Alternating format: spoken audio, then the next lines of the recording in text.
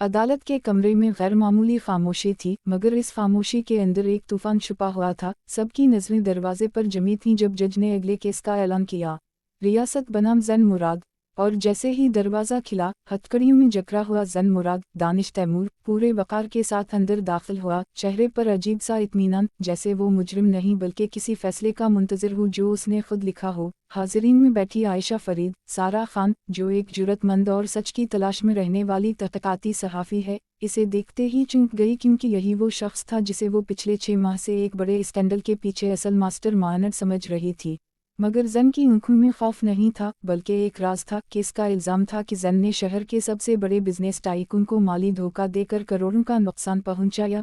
लेकिन ज़ैन ने पहली ही पेशी पर कह दिया, मैंने जुर्म नहीं किया, मैंने सिर्फ सच को बेनकाब किया है। ये जुमला पूरे कमरा अदालत में गूंज गया और आयशा के दिल में सवालों का सैलाब आ गया, क्योंकि इसके पास भी कुछ ऐसी खुफिया फाइलें थीं जो उसी टाइकून के खिलाफ थीं। समाअत मुलतवी हुई तो आयशा सीधा ज़ैन के पास पहुंची और सख्त लहजे में पूछा, अगर तुम बेगुनाह हो तो सबूत कहाँ हैं?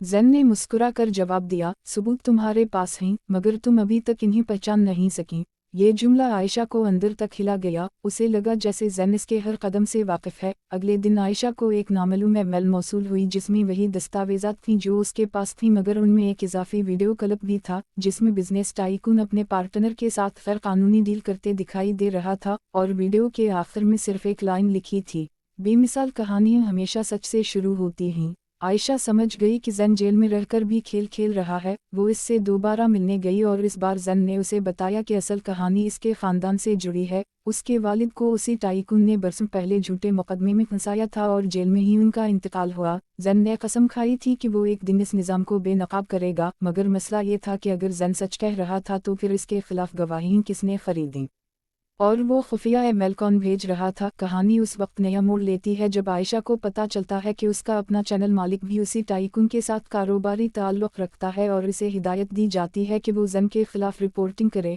मगर आयशा के अंदर की सहाफ़ी जाग चुकी थी। वो फैसला करती है कि वो सच के साथ खड़ी होगी, चाहे उसे अपनी नौकरी क्यों ना कुर्बान करनी पड़े। दूसरी तरफ ज़ैन को जेल में एक पुरस्कार कैदी मिलता है जो इसे खबरदार करता है कि असल दुश्मन वो नहीं जिसे तुम देख रहे हो। एपिसोड के आखिरी मनाजिर में अदालत दोबारा लगती है। आयशा अचानक सबके सामने वो वीडियो चला देती है। कमरा अदालत में हलचल मच जाती है। टाइकून का चेहरा जर्द पड़ जाता है, मगर उसी लम्हे पुलिस एक और वारंट लेकर आती है। इस बार आयशा के नाम। इस पर इल्ज़ाम लगाया जाता है कि इसने शवाहिद में रदवाओ बदल किया है। ज़ैन पहली बार बेचैन नज़र आता है और ज़ेर लब कहता है, ये खेल मेरे अंदाजे से बड़ा है। कैमरा आयशा के पुरज़म चेहरे पर जूम होता है और वो कहती है, सच को जितना दबाओगे वो इतना ही ज़ोर से उभरेगा। और उसी सस्पेंस के साथ स्क्रीन पर अल्फाज उभरते हैं, क्या ज़ैन वाकई बेगुनाह है या वो खुद इस खेल का सबसे बड़ा खिलाड़ी है।